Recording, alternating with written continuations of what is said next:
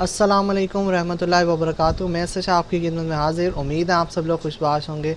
आज की इस वीडियो में डिस्कस करने वाला हूँ कि मुझे 5 से जो हैं 6 क्यूरीज़ आज के टाइम में जो है वो आई हैं। वो है हमारे कुछ लॉयर्स हैं, कुछ जो हैं कमिश्नर्स हैं और मुख्तलिफ़ पोस्ट में है, लेकिन वो according to attorney law firm के अकॉर्डिंग है वो, ठीक है। तो कुछ लोगों को इन्फॉर्मेशन समझ नहीं आएगी और कुछ लोगों को आएगी जिन्होंने क्यूरी की थी। तो आज का हमारा टॉपिक है पर्सनल इंजरी लॉयर के बारे में, ठीक है। अब पहले तो आपको सिंपल समझना होगा कि मतलब लॉयर जो है एक सिंपल वकील है, ठीक है। अब पर्सनल इंजरी लॉयर और एक पर्सनल इंजरी होती है आपके लिए, और प्रॉपर्टी लॉयर भी होता है आपके पास एक, ठीक है। लॉयर की काफ़ी किस्में होती हैं। अब यहाँ पर जो पर्सनल इंजरी लॉयर है उसका काम ये होगा कि अगर आपका कोई हादसा होता है या एक्सीडेंटल सूरत में, तो वो क्या करेगा, वो जो है तफ्तीश करेगा या वो जो है ओपन केस करेगा या उस केस की प्रोग्रेस देखेगा, ठीक है, अकॉर्डिंग टू दी कंडीशन। अब कंडीशन क्या अप्लाई होती है कि जो ऑटो है, जो मशीन है, जो व्हीकल है, वो किस तरह जो है किस वे में जा रहा था, और बाकी सीसीटीवी फुटेज और जितना भी केस के अकॉर्डिंग जो होता है वो सब लॉयर ही देखता है, ठीक है। अब पर्सनल इंजरी लॉयर की जो चीज़ें हैं वो बहुत ही सिंपल हैं। अब मैं यहाँ पे जो है आपको एक ब्लॉग ओपन करके बता देता हूँ मज़ीद, ठीक है। A personal injury lawyer is someone who provides legal representation to individuals who have been injured in an accident. Personal injury lawyers work in tort law, which includes negligent acts as well as international acts. They pursue compensation for accident victims. यहाँ पे उन्होंने साफ साफ बता दिया है कि personal injury lawyer जो होता है वो क्या करता है, वो लीगल रिप्रेजेंटेशन करता है किसी एक बंदे को के लिए, ठीक है, जो कि इंजर्ड होता है एक्सीडेंट में, ठीक है।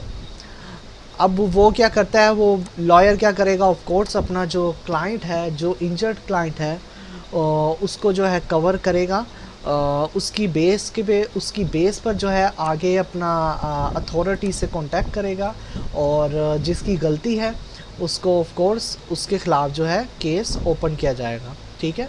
अब यहाँ पे types of personal injury cases आ गई है, ठीक है।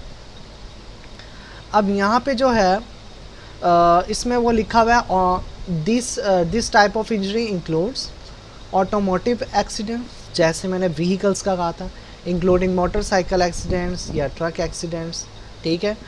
और पर्सनल इंजरी जो है वो भी हो सकती है, वो एक्सीडेंटल होगी, बाइक के थ्रू, मैस ट्रांसपोर्टेशन के थ्रू, या बोटिंग एक्सीडेंट्स, ठीक है। अब ये डिपेंड करता है कि मतलब किस वे में जा रहा है वो चीज़, ठीक है। तो सारा कुछ जो आ जाता है ये इंजरी के अंदर आ जाता है। अब टाइप ऑफ कंपनसेशन, कंपनसेशन की टाइप क्या होती है। Personal injury plaintiffs may be entered to compensation for the damages that they have suffered. This includes medical expenses, loss of income, loss of earning capacity, emotional disasters, loss of consorting, loss of companionship, loss of environment of life, mental anguish and pain and suffering, ठीक है। तो इसमें सब कुछ ही cover हो जाता है। मतलब कॉम्पेंसेशन में क्या होगा, कॉम्पेंसेशन में ये होगा ना, जो आपका लॉस हुआ है, आपकी इनकम, आपकी इन्वेस्टमेंट, आपकी जो इक्विटी है, आपके जो इमोशनल डिस्ट्रेस है, वो सब का सब क्या है, आपके इर्द गिर्द का इन्वायरमेंट भी बहुत चेंज हुआ, क्योंकि आप पे ही नहीं, आपकी जो है पूरी फैमिली पे असरअंदाज हुआ होगा, ठीक है। तो वो सारा कंपनसेशन में आ जाता है डिफरेंट टाइप्स के अंदर। Acts of a personal injury lawyers, ये तो मैंने आपको पहले ही बताया कि जो लॉयर होता है वो एक्ट लेता है विक्टिम के ऊपर, ठीक है, जिसकी गलती की वजह से एक्सीडेंट जो है आता है। उसके बाद इन्वेस्टिगेशन क्लेम्स, ये अथॉरिटी के अंदर होता है, कोई भी नॉर्मल पर्सन ऐसे ओपन नहीं कर सकता। गैदरिंग एविडेंस, वो जितने भी एविडेंस हैं, सबूत हैं, वो गैदर करता है, इकट्ठे करता है, ताकि जो है अपने विक्टिम को जो है उसका इंसाफ दिलवा सके। नेगोशिएटिंग विद इंश्योरेंस कंपनीज़, फिर वो इंश्योरेंस कंपनीज़ के साथ नेगोशिएट करता है, कम्युनिकेट करता है, ताकि जो है इस प्रोसेस को जल्द से जल्द जो है वो प्रोसेस किया प्रोग्रेस में लाया जाए, और जो उसका नुकसान हुआ है वो भी जो है इंश्योरेंस कंपनी उसका जो पैसे हैं उसकी जो भी इन्वेस्टमेंट लगी हुई थी, जो इंश्योरेंस के मुताबिक उसे इन्वेस्टमेंट मिलनी थी, प्रॉफिट मिलना था इंश्योरेंस कंपनी के थ्रू, वो उसे मिल जाएगा, ठीक है। और sending demand letters, of course demand letters send किए जाएंगे, और preparing प्लेडिंग्स, conducting discovery, representing clients at trial, ये सबसे इम्पोर्टेंट स्टेप है। यहाँ पे जो है इस स्टेप में डिसाइड किया जाता है कि जो आपका विक्टिम है वो इंश्योरेंस की पॉलिसी के मुताबिक, जो कि एक्सीडेंटल पॉलिसीज़ हैं उनके अकॉर्डिंग, तो उस पर वो खरा उतरता है कि नहीं। अगर आपका जो क्लाइंट है, ठीक है, जो लॉयर का क्लाइंट है, अगर तो वो इसके ऊपर कंप्लीट उतरता है, फिर वो क्या करते हैं, फिर वो डायरेक्ट इंश्योरेंस नहीं देते, वो ट्रायल देते हैं।